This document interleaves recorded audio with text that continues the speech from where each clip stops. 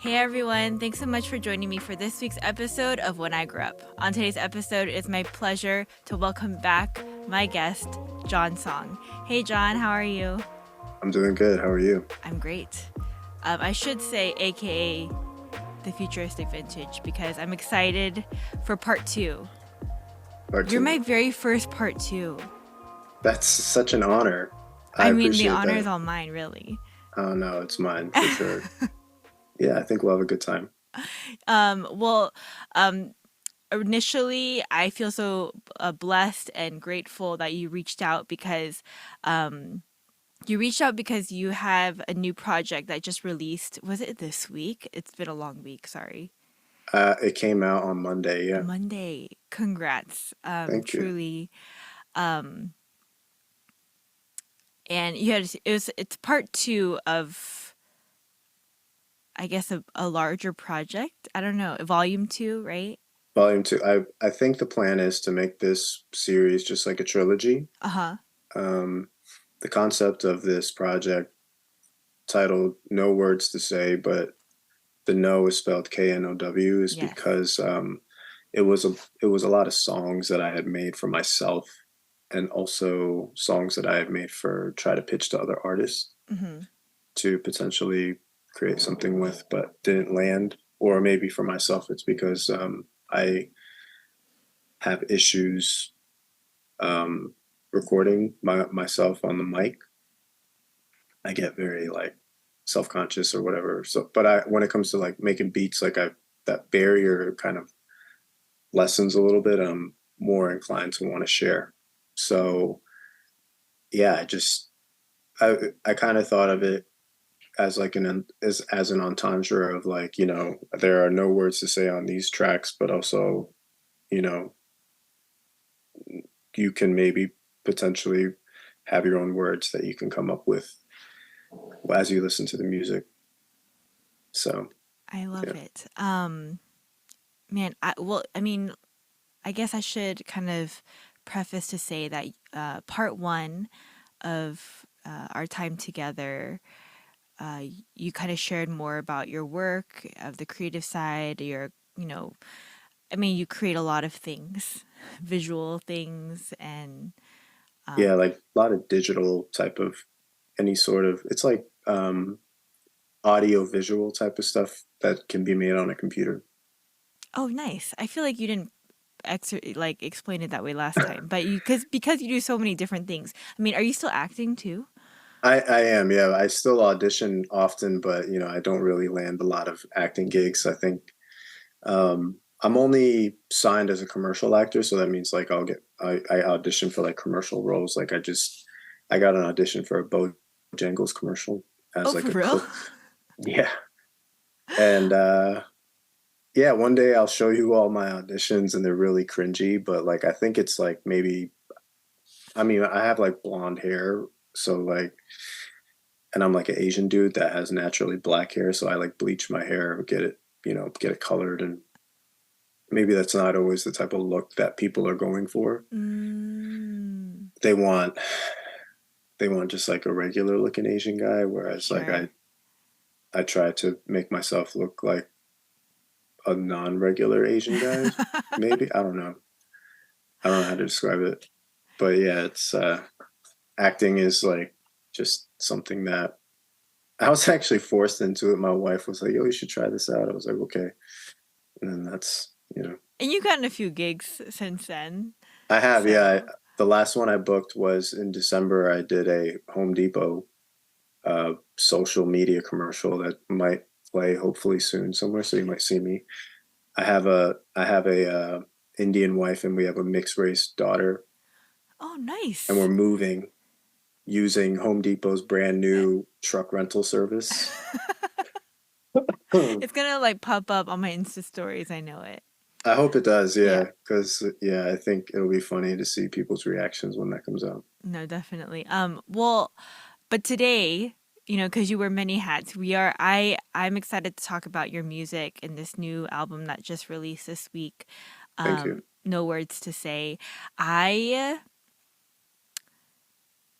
was in the car with my kids, and Mhm. you had let me you sent me like kind of a sample Yes. beforehand, and I was excited to listen to it, but I'm with my kids like 24/7. And Right. so like, I really was like, okay, I'm gonna, be get in the car, listen to what John sent me, and I'm just gonna, meditate on it for a little bit so that, I want to be able to share with you how it made me feel, things like that. But like literally no time to do that by myself. Right. So I did play like the first two tracks with my kids in the car. Okay. It is so funny because they're complete different personalities. I don't know if you remember them, but Eli, he's now 6 years old. I remember Eli. Yes. Yes. And then Zoe, my daughter, she's 4. Wow.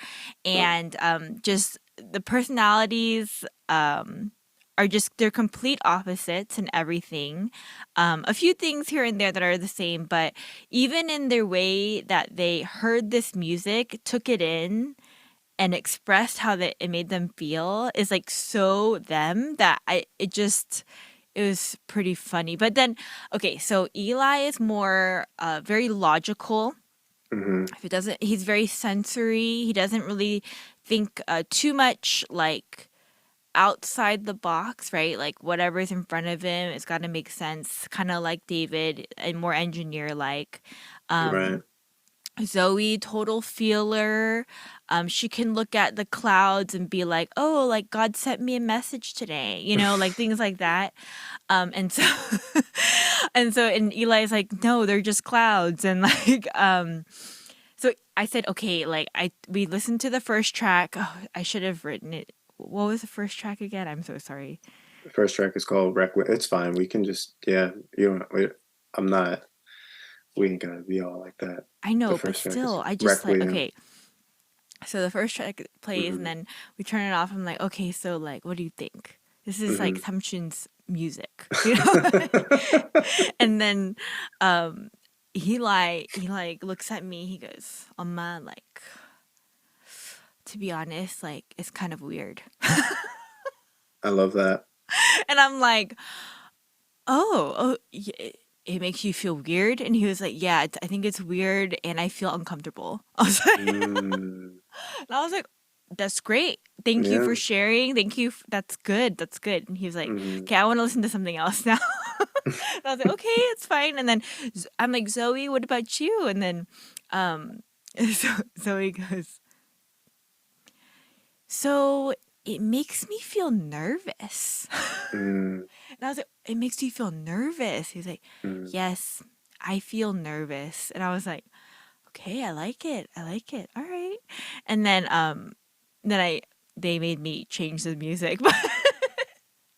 I like that. I love that. I love the brutal Right? honesty of it. Yeah. I felt it. Like I was really actually kind of proud of them that they kind of like Yeah. listened to it and were able to evaluate kind of how they're Hmm. feeling as they're listening. Yeah. Yeah, and I finally got time today to listen to the whole thing. Okay. And sorry, I want to hear everything about the album and where kind of some of your feedback of like just the story itself. Hmm. But I hope it's okay that I'm sharing a little bit of how it made I me feel want I too. want to hear what your perspective is for sure. Okay, so just to disclaim a little bit. So I as I'm listening, I'm like, "Oh, like I don't listen to a lot of music in general. Like I listen to a lot of worship music. Hmm. Um but outside of that, like unless it's like with like some sort of purpose, like Mm, someone asked me to listen to it like you, hmm. I don't really listen to a lot of other music. And Hmm. I got a little bit like stressed. I was Really? like, oh, okay, like I want to be intentional, but Right. then I was just like, you know what? I'm just gonna relax and listen as I'm Right. driving. And so I don't know much about music, Okay.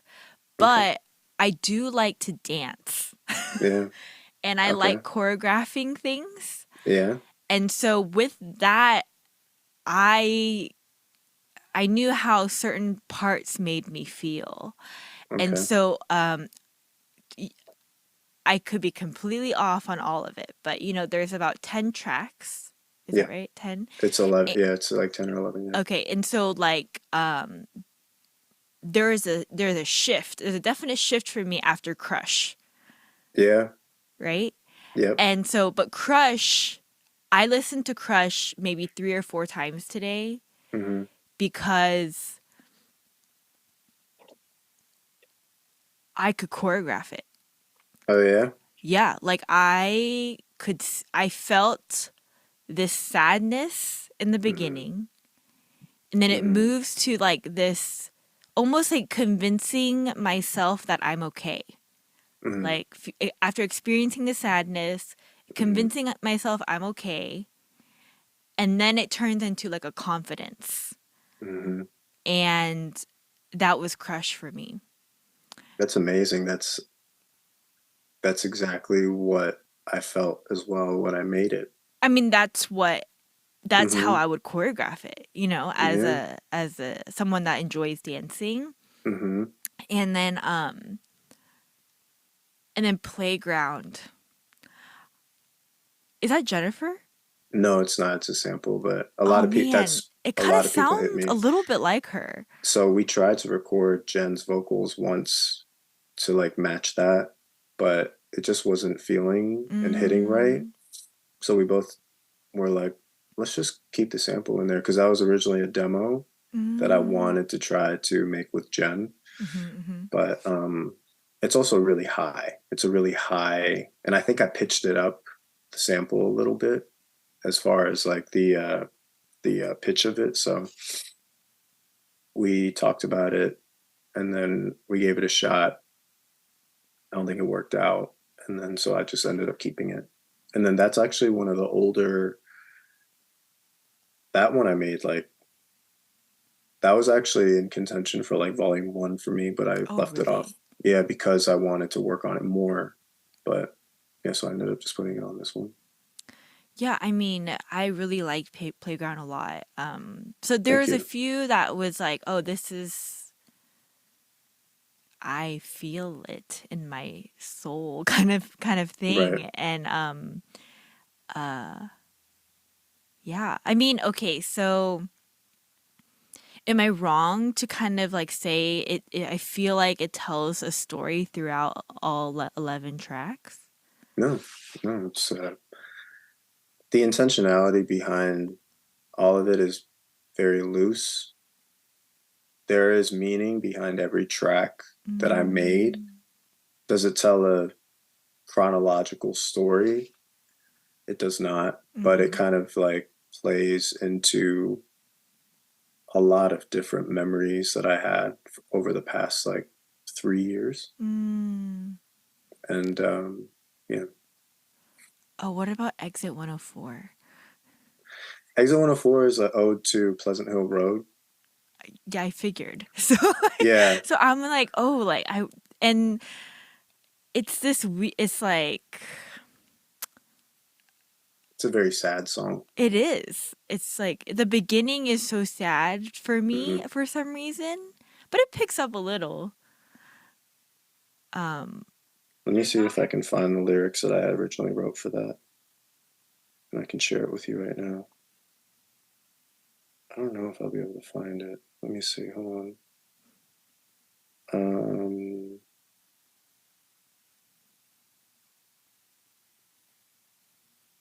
Give me like 5 seconds. no, you're good. Take your time. Not that. Recent writings. Crap, did I lose it? No.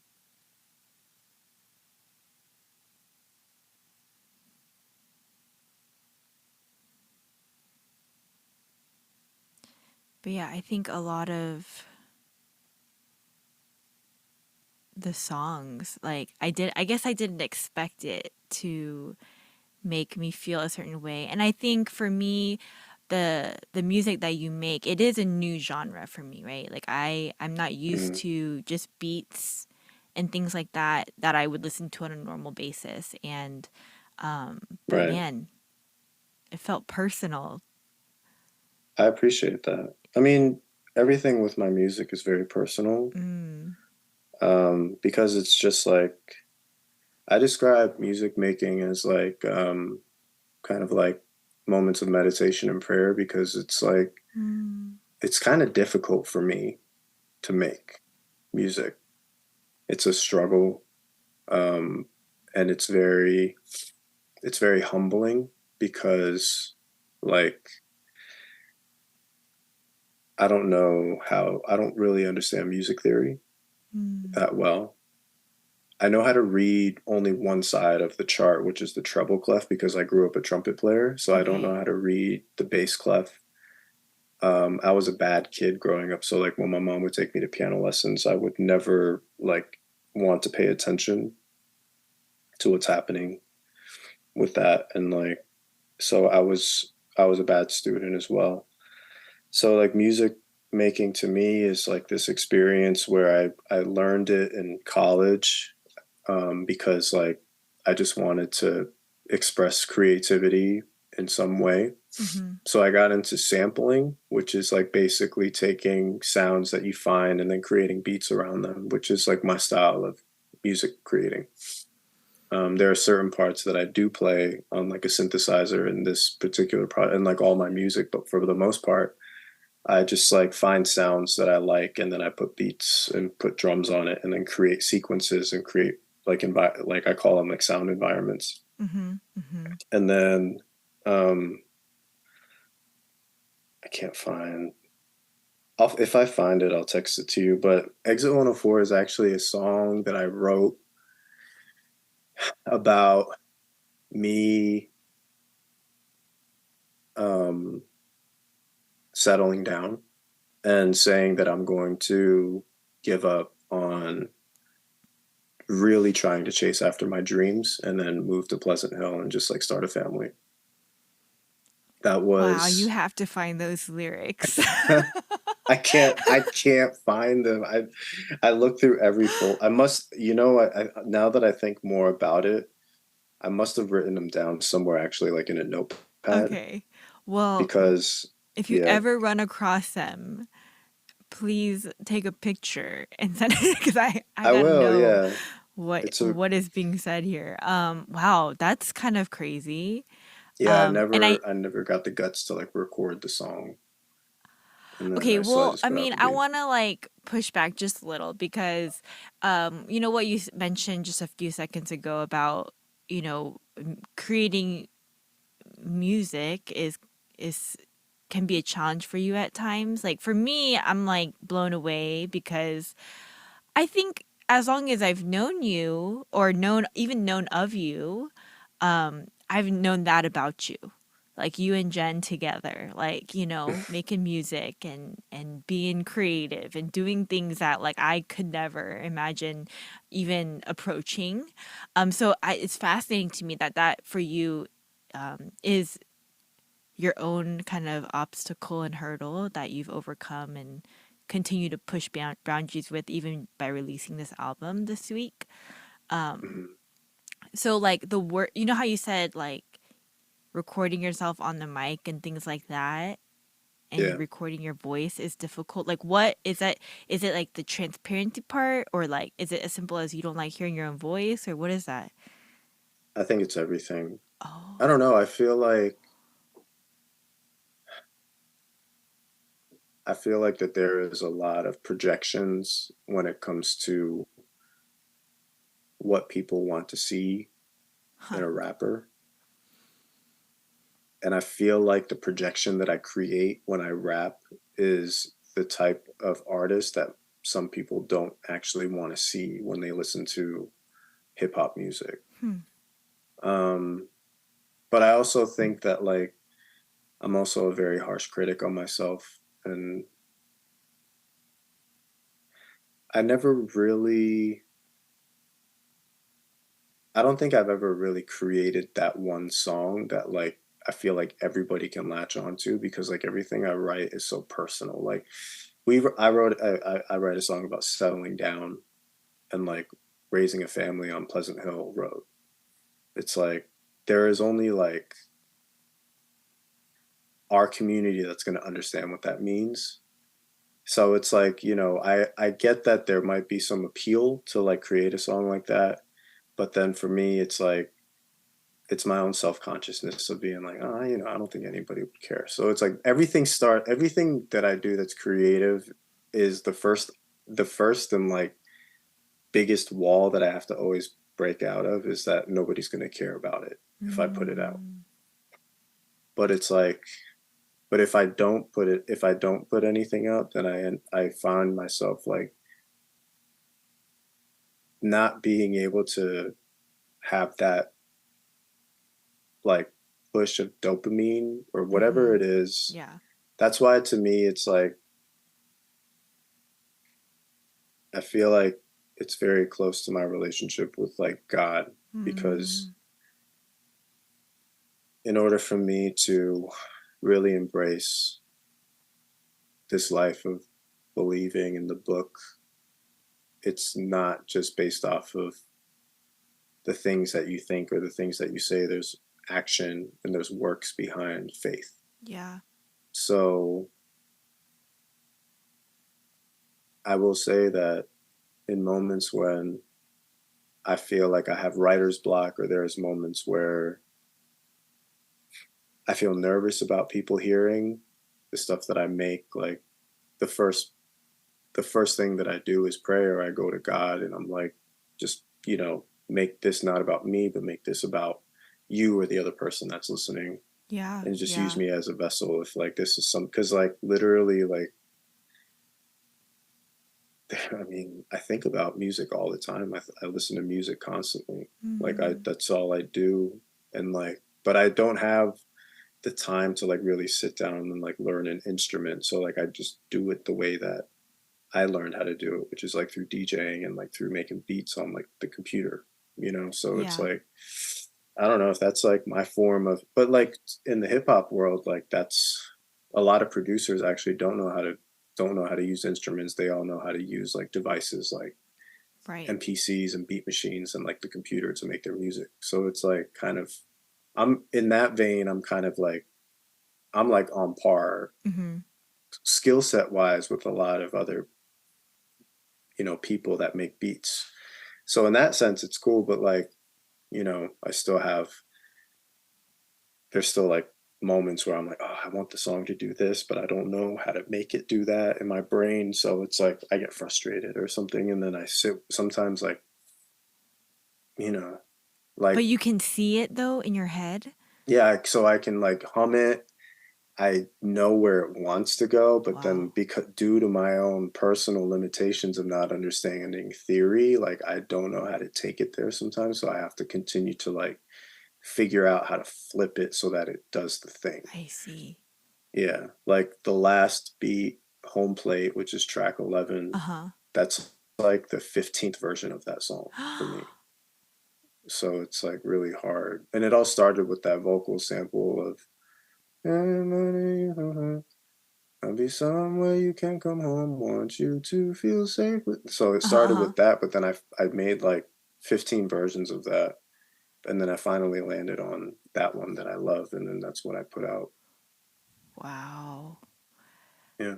That's it's kind of insane to me because I just so that's what is the process then for you? Like you hear it first in your own head or Well, and then you do it? sometimes in like what I do in like sampling, it's you do something called digging. Okay, what's sampling though? Sampling is when you take either a sound from an existing record, Uh-huh. or I'm a part of a community online called Splice.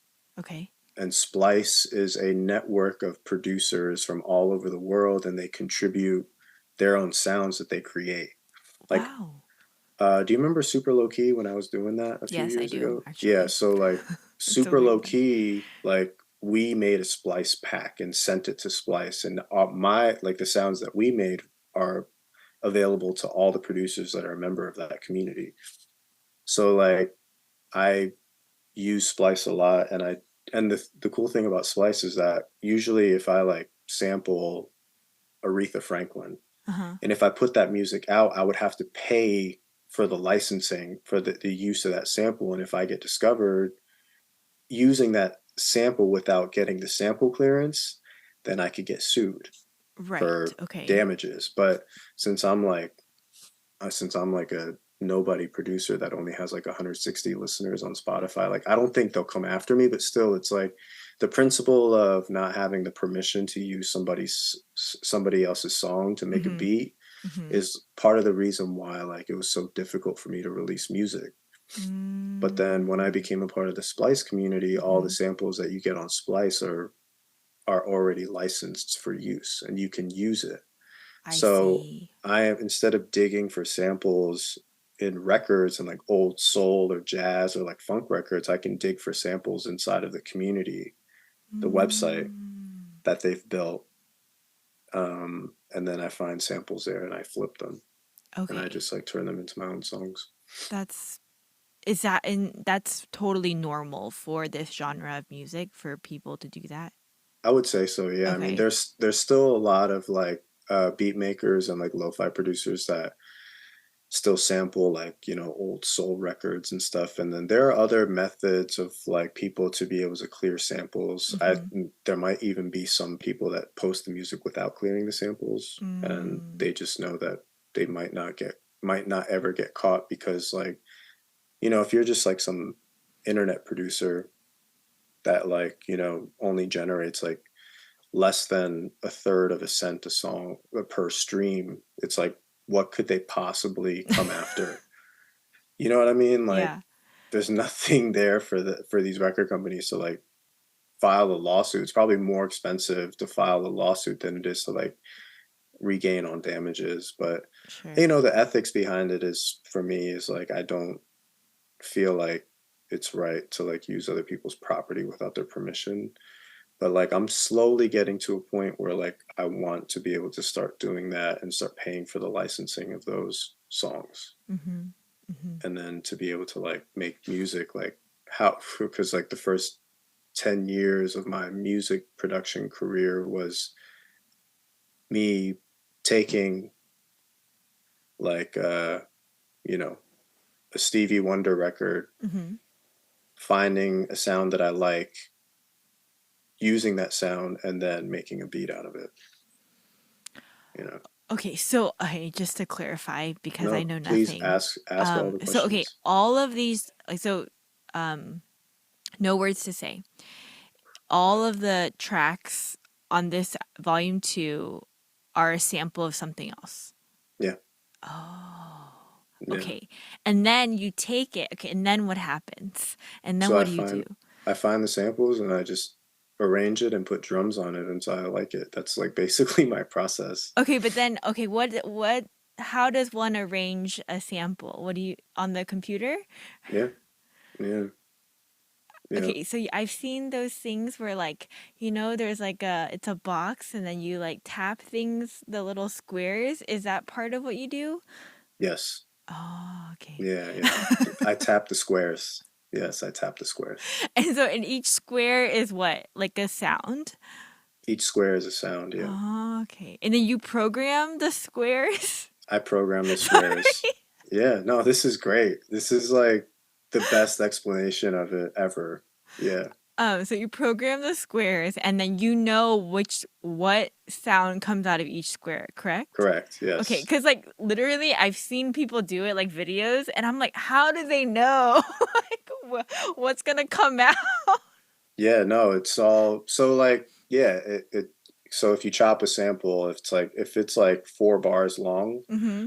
and then you split it into quarter notes, then it's um or if it's like yeah, 2 bars. I don't know how to do the math, but like, you know, then each sound is going to be a quarter notes worth of the sound and then you can like arrange it and do different stuff I with it. see. Okay. Oh wow, that's really neat. Okay. Yeah. And then that's not what DJs do, right? They don't do that. What do they No, DJs play tracks and then they scratch, but like, Okay. you know, I think a lot of DJs can transition into beat making pretty easy because like when you get into like sample based record making, then Uh-huh. like you just listen to so much music, so like you start to get ideas of how you can manipulate that song to make it sound like something that you want I it to see. sound like. I see. So like in hip hop, a lot of DJs are also producers in like hip hop Mm, culture. Yeah. So like yeah, a lot some of my favorite producers are like also DJs. I see. Okay, well that makes sense, I guess. Hmm. I okay, so you know, on home plate you said that you did like 15 versions of that. So with each song, like how long like okay, let's take Crush because that's my favorite one. Um, Crush I made in how long 15 did that minutes. what'd you say? I made that in 15 minutes. So they're all different. Yeah, it's all different.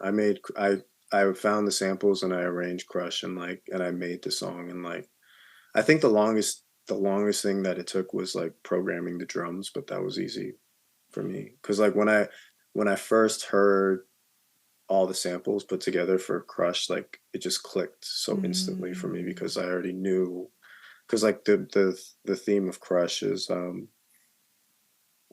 what do you feel like when you have a crush on somebody, you know? And Oh my that's gosh, like I didn't even put that together. yeah. Oh, if you can't see my face, it was shock because when I listened to it, um, I guess I didn't think of that. Yeah, you said that in the beginning it made you feel nervous, and then there's an overwhelming sense of like relief, and then the Yes. rest of the song makes you feel happy, Yeah, and like confident. confident. So like that's basically the storyline of when you start to manifest feelings for another person, Yeah, right? no, it absolutely is. So that's That's why like I named the song Crush and like from the beginning. And then there's a robot voice in the song that says dun, dun, dun, dun, dun, don't yes. I just wish that you love me. Like, Yes, yes, yeah. yes. So like that's like, kind of that's like that when I found and put all that together, that kind of solidified. And that's the first thing that I thought of when I heard everything, when I arranged it Oh. all and sequenced it. Oh, so it's actually like a really cute song. It's got a lot of intention behind it. It's very it's the goal with a lot of my music is um I want the listener to always feel depth. Like Hmm. my best friend, he calls my style of music idyllic, which is like it forces you to create a scene inside of your brain when you listen to it. Hmm. Hmm. So that's No, like yeah, I mean, I can totally, that's how I felt on a lot of the tracks. But like I said, I had a little obsession with Crush just because I'm I glad could, that you liked it. Yeah. I mean, I could feel it. I saw it in my head. Hmm. I didn't think of that, but now I'm gonna go back and listen to it again. But just as far as like movement goes, movement of body, it was this journey, that Hmm. song, and so I really appreciated it a lot. Yeah, if you listen to Crush, there's a sample that I found where you can hear somebody going ha ha ha ha ha ha ha. And it's like a crazy distorted laughter, which kind of like creates this sense of like uneasiness because it's like when you have feelings for somebody else that they don't know, it's like it's almost like a joke.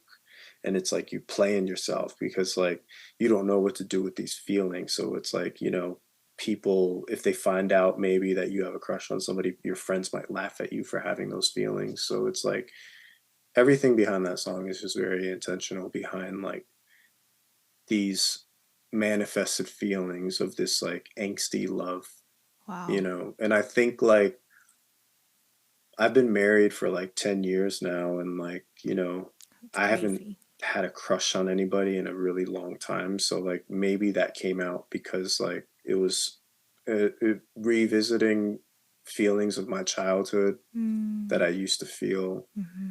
And I thought like it was just a really cool opportunity to like explore that part of my brain and just to like see what comes out after like being happily married for 10 years, not because like love to people like you and I now is like it's got so much depth, it's almost inexplainable. Right. But it's like in adolescence, it's like love was like it's always like, oh, did he say he loved you first? or did you say you love him? It's like to us, it's like that doesn't even matter anymore. Like there's Mm, nothing because like it's like this like nonverbal cue of how we talk about love. Like when you've been in, you know, a union for so long. mm-hmm. So, you know, I think like it was just a really fun way for me to explore that side of humanity that I haven't felt in such a long time. Yeah, yeah. Yeah. Now, have you, I don't know, this is kind of weird. Have you received any like negative feedback about your music before? Yeah. Yeah. Yeah. And like, it's like from friends or like from people you don't know or both? I mean, I just found out today that the 6-year-old kid named Eli was like, "Yo, this makes me feel nervous." No, that's different. That's different. No, no. I had a really interesting experience this go, which is actually going to it's going to make me remember this project differently for the rest of my life. Hmm. On the day of release on Monday,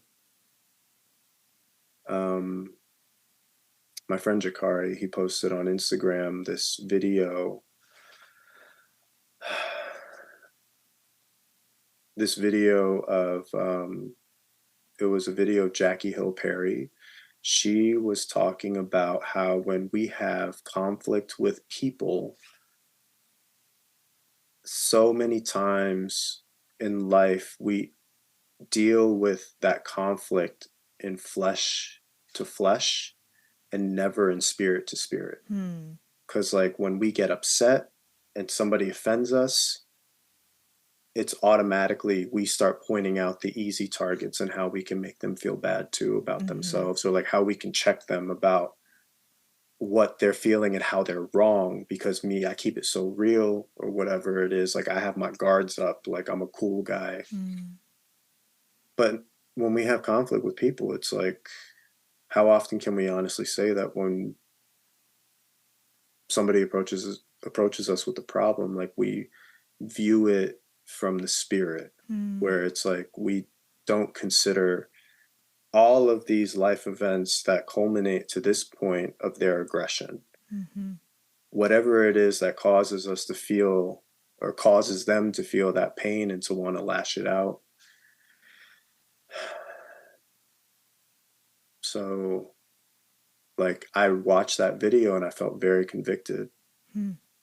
And I started repenting for myself and I started, like, you know, thinking about how I so often do that to my wife, Jen. I Hmm. often do that to my friends or like Yeah. people in my community. Like, I've gotten to this point in this place in my life where it's like constantly like flesh on flesh Hmm. interaction when it comes to like everything, whether it's friendship. And it's like, it has very rarely have ever been about the spirit, Hmm. especially in conflict. So like I Mm-hmm. watched this video and um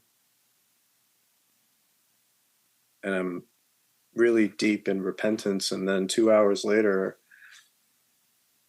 I had an old acquaintance DM me on Instagram and this person cussed me out and demanded that like and accused me of being a horrible person because I unfollowed them on Instagram. Oh my goodness. Yeah, which I understand, like, you know, there's a lot of like, it can be really tough for some people to like disconnect the meaning of what social media is. For me, social media is a platform to be able to just tell my story Right. as an artist or an individual. Mm-hmm. Yeah, of course, my friends are on there, and I do a lot of communicating. It's also a place where I handle a lot of my business. Like you and I communicated Right. on Instagram for this podcast. Yeah. And that reminds me, I need to get your number, but I think I have it. We'll figure all that out later. Um, so I understand that, like, you know, and then, you know, there are moments where like social media has made me feel a certain way as well, No, absolutely. you Yeah. know, so I understand, you know, Mm-hmm. and like, but it's just the timing. And this person was calling me fake.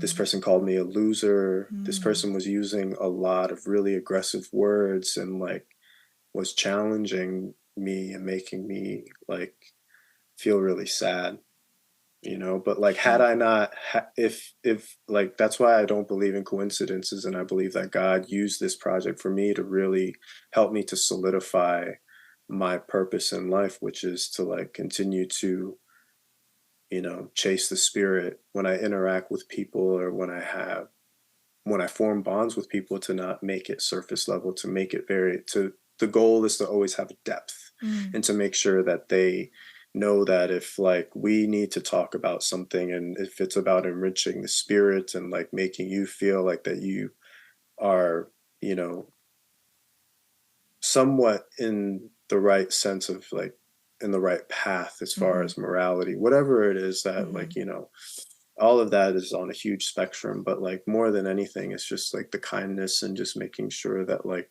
I do my best to spread love to people whenever I come up and meet them. Um, this person on social media, I oftentimes will, do an audit of like my followership or whatever, and I will sometimes unfollow people that I feel like maybe have moved on from Instagram or that are not active in posting on Instagram. So, Sure. if you're somebody that's not active on a platform that is meant to share your life, then, like we can have a separate relationship outside of the internet, which is cool. Right. But like, I don't have to like, it's not a symbolic thing for me to be like, oh yeah, like this is my homie. Like I've, Mm. I've actually only met this person a few times. Hmm. Hmm. So like I had that experience happen, and then and then God allowed me to view that video before on Instagram, of all Yeah. places, for Yeah. me to be able to be blessed with this message of like, really being somebody that chases after the spirit and conflict rather than, um, conforming to the flesh. Yeah. And then, so like, that was a really negative and yet really like enlightening and awesome experience that I had. And that's gonna be a feeling that I will always attach to this project forever. Mm.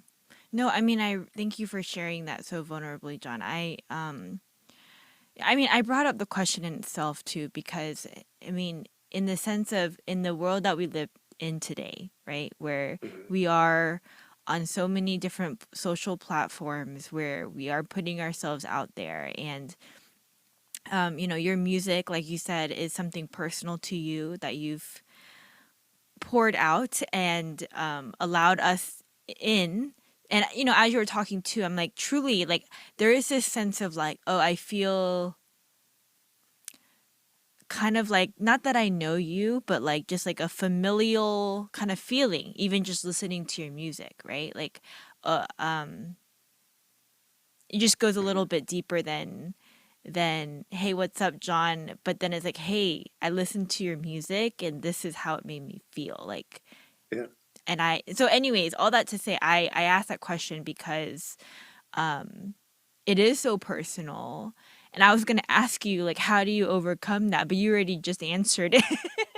Like, but it's so hard. I mean, like last year for me was kind of crazy. Just the stuff that I felt like God was bringing to the surface in my own personal life, Right. and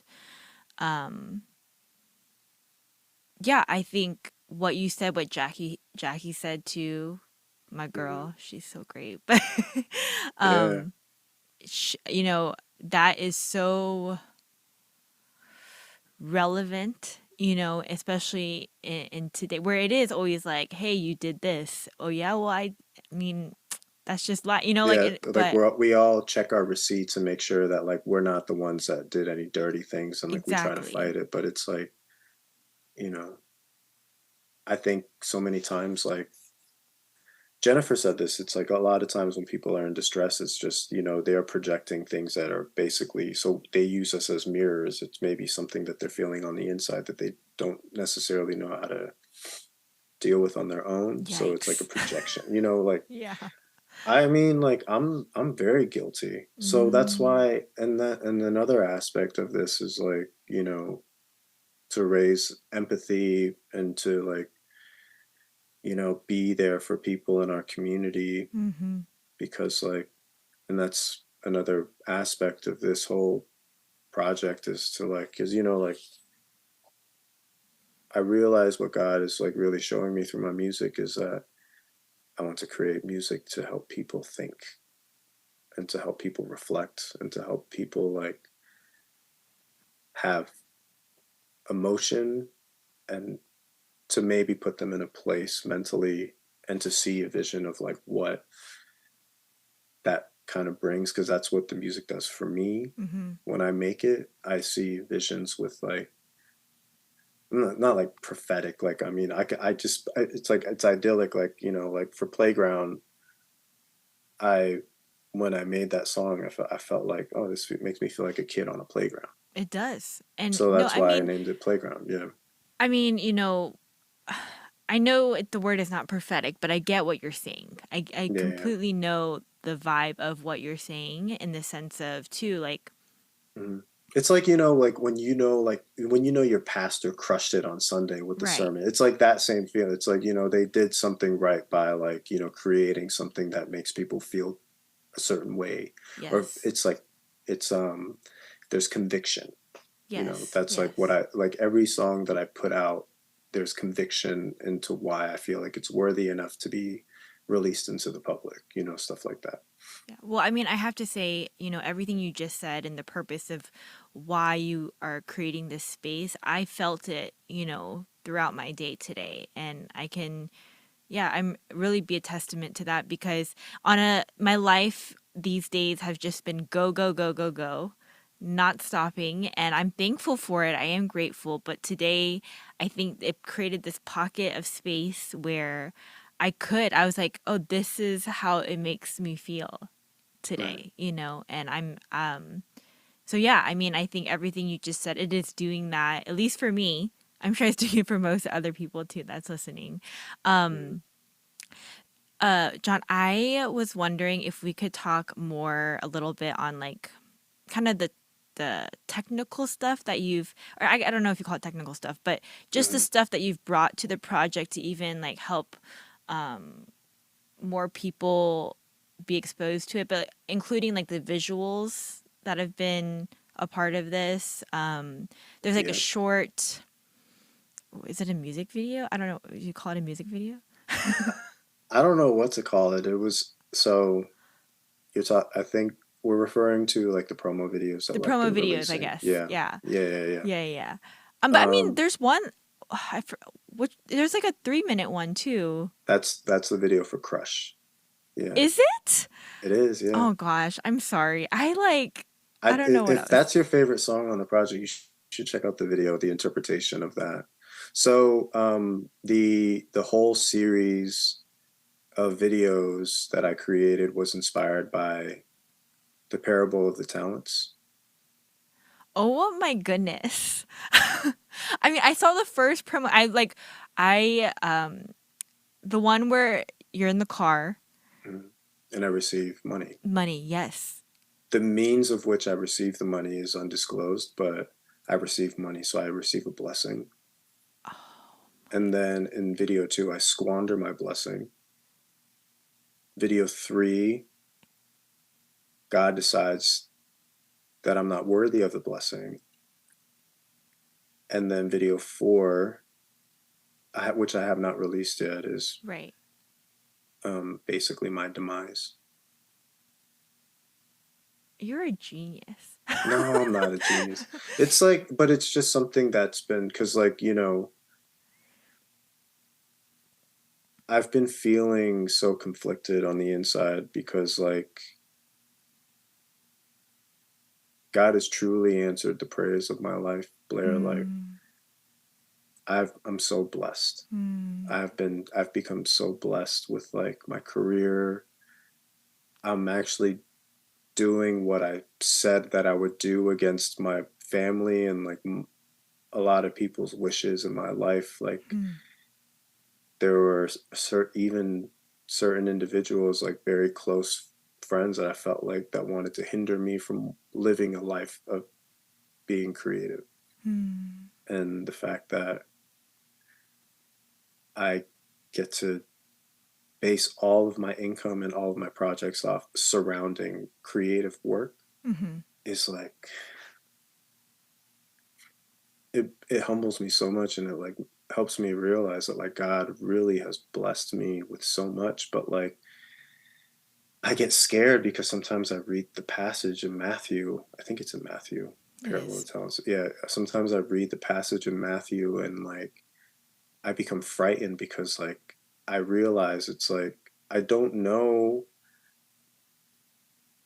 am I like, am I doing right by what my real mission should be, which is like helping, you know, doing like kingdom work or whatever it is that you want to call it. Sure. Being, because it's more than just being a good person. It's like sometimes like being irrationally sacrificial towards something that, or something or somebody, you know, that, like for instance, like when I had that confrontation online with Mm-hmm. that person on Monday, like Mm-hmm. in the text box, like I'm asking if this person wants to go have a drink, have a cup of coffee, Mm-hmm. saying, I'm telling this person, I apologize that we never got to make this work or spend time together. Mm-hmm. But there's still, and I'm saying in the text that there's still time for us to build a friendship. Just give me a chance. Mm. And then I show my friends and my wife the conversation. My friends are like, bro, this is too much. Like, but Like, like, what are you doing? yeah, like you should just block this person. This person is being horrible to you, Mm. cursing me out, calling me a loser, telling me that I'm fake, calling me a false prophet, all these things that are just incredibly Man, offensive. this person really had a bad day. My goodness. It's, yeah, but it's just, I honestly think that it was just a divine Yeah. moment for me to be able to remember Mm.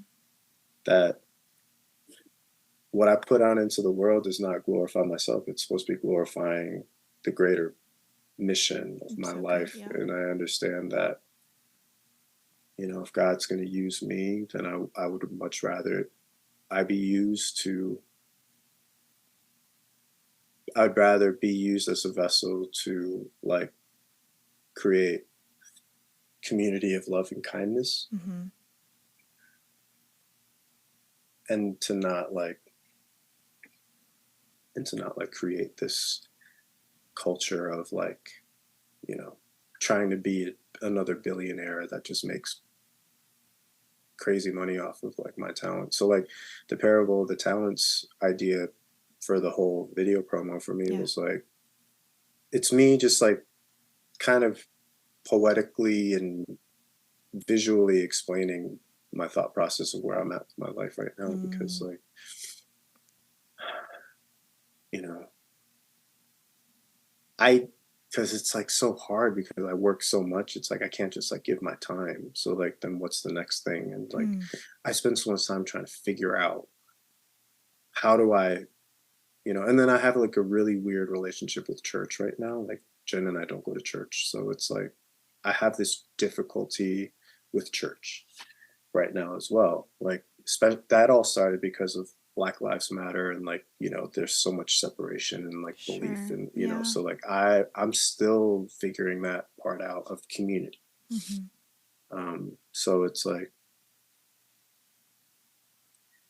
yeah, so that was kind of just like an ode to like my own personal turmoil, and I wanted to create video, like a visual behind it, to kind of like show it from my perspective of Mm-hmm. being this like up and coming gangster type of, which is also a projection of like who I wish to be sometimes as well. This like this gangster that like drives this like You vintage are, Porsche. John. You are. I want to Yeah. be, but I'm not. I'm too nice. I'm too nice, you Which know? people I probably don't know about you that, think a certain way. But yes, you are a sweetheart, I will have to say.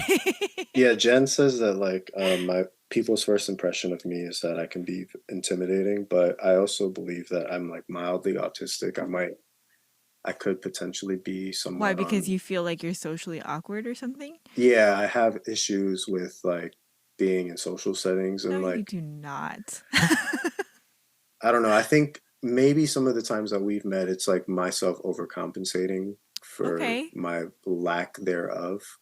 But all of it is like training, sure. you know. You've trained your soft skills. I've trained myself to be personable Uh huh. because like, I like how do I describe it? I run out of energy quick. Yeah.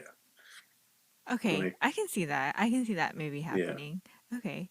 Well, okay. Well, what I was gonna ask about the videos, but that was amazing.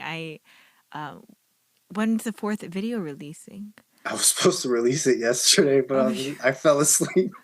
it happens, man. It happens. I don't know. Um, Yeah, I should probably put it out like I think it might be too late today, so maybe I'll put it out tomorrow. tomorrow. My day off Tomorrow. is tomorrow, so I'll probably put it out tomorrow. Nice. Yeah. Friday's good. Friday's a good day to Yeah, do that. Friday's a good day. It's Yeah. perfect. Yeah, it's good. But okay, I am curious though, like how the even that like process, like I watched these promos that you did, and not just you, like other people too, Hmm. just kind of in our community. Um, I mean, it seems like a process. It's painstakingly like difficult to create stuff sometimes like that yeah. So Paul, when Sharon O, Sam Cho, the three of them form Poly Studio, which is a production company based out of here in Atlanta that is Asian run. Oh wow. They are all three of them are collaboration staff alumni that form their own production company. Okay, okay. Yeah, Actually, I think Paul helped me out with something. Well, he did. possibly, I think he did Eli's tour video. possibly I Paul. think. Yeah, Paul's Vietnamese, very handsome Vietnamese Yeah, I guy. think I reached out to somebody. It might have been even you. Possibly, maybe that And could be. then yeah, but Yeah, anyways, okay, so the three of them um have a video production production company. company then? Is it what it's called? Yes, Okay. Poly Studio. Okay. Yeah, video production company. Nice. And so when you bring ideas like this to them, do you guys like storyboard them out or like even like locations? I'm like, where are you guys? What is this? So in the first video, it's the back parking lot of a dance studio Uh-huh. where they were filming another music video that they also posted on their page. Oh. So like they had a 2 hour break where the dancers needed to do rehearsal and I was like, yo, Paul, I'm gonna pull up. My friend Chris has his Porsche. We're gonna film this thing. So like my friend Chris, like my friend Chris brought his Porsche. We parked it behind the dance studio. Paul's like, all right, bet, cool. We're gonna come outside. We're just gonna bring the cameras. We're gonna do this shot. And I'm like, okay, this shot's super simple. I'm gonna be waiting in the car looking nervous in my friend's Porsche because that just looks really tight. And then Sharon's gonna drive my car, drive in front of the camera, drop off a bag of money. Uh-huh. I'm gonna look at the money, and that's gonna be the end of the video. So Okay. like that's just like something that I wanted to do. But that's also like from like a spiritual perspective, that's like the beginning of the passage where, so am I the one that receives like the largest sum, the middle sum, or, so like everybody receives the same amount, right? Mm-hmm. It's what you The do with first it. one, it's what Yeah. you do with it. So I am the one that does nothing with it, right? I receive it, I do nothing with it. And in video two, I squander it because like that scene, um, you can't really tell, but on the nightstand next to my bed, there's a lot of like drug paraphernalia. No, you Um, can't tell. I don't remember that part yeah, because I think what stands out to me is you and Jen. yeah. So that was us. Like we're in this nice house, and like I'm just like looking like crazy, like I'm probably hungover or whatever. So like that's like a representation of me squandering I it. see. That part, we rented a house in in the west side of Atlanta. Okay. Um, we rented a house and filmed that scene and all the rest of the three scenes for my video promos in that house. Okay, okay. Yeah, so the house rental, that was like, yeah, it was like $1,500 for like a whole day. So like we split up the money, rented the house. We own all the gear, and then Sam Ock, we hired him as a gaffer, which is basically a lighting technician for a video. He lit everything, and then so we filmed the scenes, and then that was like back in February. Um, Yeah. sorry, I'm stuck on you hired Sam Ock as a gaffer, but Yeah, dude, Sam is amazing gaffer. He basically has his own like lighting company. oh, He I did owned not. That's. Dude, I he mean, owns so much stuff, and it's all these amazing tools to like make your videos look better. man. Like he's I mean, all y'all really owned though, it. all No, y'all dude, creative people, it's insane. Sam, Um, yeah. well, I mean, I guess it would help you that since that's kind of your job anyways. Like right, like you already kind of see what you want. So does it Yeah, help you kind of move things along in in making these promos and kind of stuff? absolutely. I mean, it gets easier every time that we do it. Mm, I think so like in our in I guess in our industry we call it testing. okay. Or we call them spec shoots. Spec shoots is more like doing a free shoot for a client because like you like their product or whatever it is. Test shoot is like where we come together, create dope scenes for us to be able to film so that we can test new techniques and new equipment. Okay. So for those, it was testing new techniques for how we can visually tell a story, and that's the story that I came up with. It's Like amazing. the In yeah, the the third video, it's someone crush. comes in, right? Yeah, so the third video, there's a cat burglar. Shout out to Jewel Ellis. She's a ballerina that I worked with in the past. Oh, Um, yeah, so she breaks into my house and takes my money, and takes then your that, money. yeah, so she's a cat burglar, but then the way we filmed it, it's a one shot take of the whole scene happening. Mm, So she yes, comes into the yes, house. yes. Yeah. So actually everything that we did is one shot because Paul wants to continue to further this concept of doing one shot takes. Um, Which is incredible. If it's you don't really, know how yeah, incredible it is, it's actually amazing that he can do that. it's so amazing.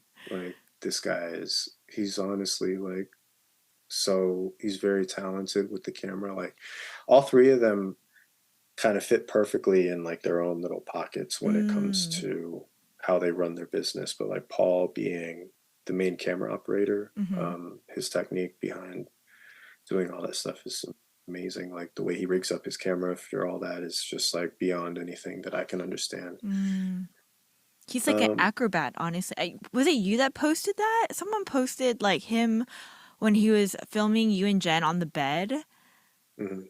Was it was Yeah, was that you? no, that was Polly's studio. I Okay. reshared that, but like, Okay, yeah, okay. you can see the behind the scenes of like him doing the Maneuvering. movement. Yes, Yeah, like literally doing acrobatics, I felt like. no, it's Like, because you're like holding this like 100 pound machine off of your chest, and you mm-hmm. have to like create this stuff. Now This it's does like their studio also edit everything or did you edit it? they edited these. Yeah, Okay. yeah, Nice. yeah, Mm. yeah. It was cool. Um so is it normal for um an artist like you to do these kind of promo videos when album releases? Yes, absolutely. Okay. Because you want to create interest around the project. Sure. You want to create some sort of like lore or story behind it. Um, I feel like it's just necessary because like I want to entice people into wanting to hear what my perspective is like through music or Mhm. whatever. I want people to see the type of I want people to, I guess, get to understand the type of person that I am because like I may not always be able to express it through words, but I can always express it through other means of how I Mm-hmm. feel. Mm-hmm.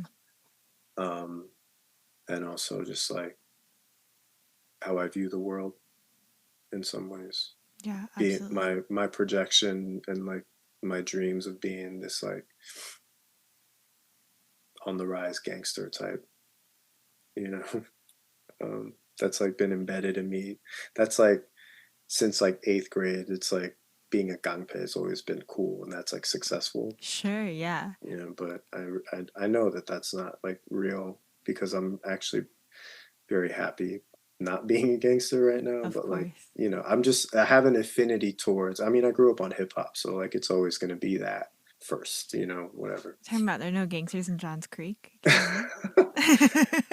I think I think I think I honestly started the Asian gangster thing with my friends in Johns I Creek. believe it. To Namu be included, honest, I'm sure. yeah, yeah, he was a part of it. He was a part of it Namu too. is my my EM pastor, by the way, Yeah. for those listening. There are no gangsters here in Johns Creek. Oh no, there are no gangsters in Johns Creek. Terrible. Oh man. Yeah. Well, John, I we're rounding out our hour together, and I don't want to take up too much more of your time because I know you have a full life, an abundant life that I'm so thankful that you were able to share with me, not just tonight, but through the music that you put out. I Thank feel you. it, and I know other people listening feel it too. Was there anything you wanted to add about the project that we didn't talk about, or you didn't get to express or share? No, I think we talked about everything. Please go take a listen. Yes. The my artist name is the Futuristic Vintage. The project name is No Words to Say Vol.2. It is an instrumental project that I would say kind of falls within the genre of lo-fi and chill wave. Mm-hmm. Um, it's on all streaming platforms, including Tidal of all places too. So please check it out. It was released on March 20th of 2023, and I would really appreciate if you took a listen and drop me a comment on Instagram at the Futuristic Vintage. And I wanted to give a big shout out to Blair for being an amazing podcaster and for agreeing to do this with me and for helping me to explain more of my perspective that I couldn't really if I couldn't really express through uh, the music. Or how can you explain something, how can you explain music that doesn't have words, I guess, so or Yeah. like visuals or stuff. So it's cool to like be able to talk about it. And I appreciate you, and I hope that you continue to keep doing your thing and that God continues to bless your family tremendously. And Mm. I appreciate you being a part of our community. Thanks for saying all that. But I'm so grateful for the opportunity just to hear deeper about the music as well and your side of the story. It really is always so much fun for me to chat with you guys. Uh, yeah, go listen. I'm not just saying that. It really is worth the time and the Thank you. investment. And so please go listen to it. You know, John, before we sign off together, I was wondering if you could share a piece of advice. Maybe someone's listening and they're like, hey, this is really intimidating, like all the music stuff, but I want to do that. I want to do what he's doing. And again, thanks for sharing the parts that are challenging for you, because I think people think, oh yeah, they know what they're doing and they can just do it and it's easy for them. So I really appreciate that. I think it eliminates a lot of the fear that people might feel in experiencing and creating new things. But yeah, do you have advice for somebody that's listening and it's like, where do I even start? um, I would say my first piece of advice is don't ever be afraid to share your perspective. The worst Mm, that can happen is that people don't really feel it. So then if that's like, if you want to chase the muse and have likability, which I do too. Like there's reasons why, like, for instance, Home Plate was rearranged and recreated 15 times because like I would make something that I think I would like, and then I would feel like maybe like this one might be too personally my taste. I should probably you know change it to where feels and sounds a little bit more universal. So there are aspects of that's why like artists have singles. They make singles because they Mm, want this, they want people to get attracted to your art and then possibly open them up to other cuts on an album that may not be as like particularly that sound, quote unquote. If you are younger and maybe still in college, I would say you need to find a team of like-minded people, mm, people that you trust, people that are willing to fulfill a role. So if you are a musician, then find a video or photographer friend that wants to create content with the camera. And then from there, you need somebody to work on the logistics. So you need to find somebody that like maybe that has no creative bone in their body but wants to live the lifestyle. So like that could be your first manager. mm. Everything about progressing forward faster is if you do it with other people. That's Yeah. what I believe. If you're like a young professional that has some expendable income, hire a personal assistant or find a manager that you can pay to manage that's that side of your business that you have no time for, so that you can only focus on doing the thing that you love and have the other person figure out all the other stuff too, like to do it, whether I it's need one booking of those. shows. Yeah. Yeah, just like if you're like, and the thing is, it's like even if it's like somebody that you find on TaskRabbit or like there's so Yeah. many different ways for you to be able to like outsource work, Mm, which is my biggest problem. I I should be outsourcing all the mixing for my music, but I don't because right. like I don't want to pay for it because Right. it can come out to be like thousands of dollars. Hmm. So I do it all myself, and like I just get tired of my own stuff all the time because I listen to it over and over and over again. I see. Yeah, so if I like the next project I do, I'm probably going to outsource the mixing part of it. I'm sure like, you know, you and David might have experienced that with his music as well. Like, so it's just like you just listen to the same song over and over again. You're like, oh my gosh. Or like maybe if you're editing a podcast or whatever. No, yeah. I mean, I think David experiences that with when he is recording his own music, but not when people ask him to do it. He's okay with that. Right. But yeah, Yeah. I get what you're saying, and I can't imagine. Like, I mean, I don't know if I ever told you this, but I worked in a lot of post after college, post Yeah, you editing, did tell me that. Yeah. and I just hated, like, I just couldn't watch it anymore. Yeah. So you know exactly, but then imagine that being your own stuff. So you start Right, hating your own right. stuff, which is the hardest part.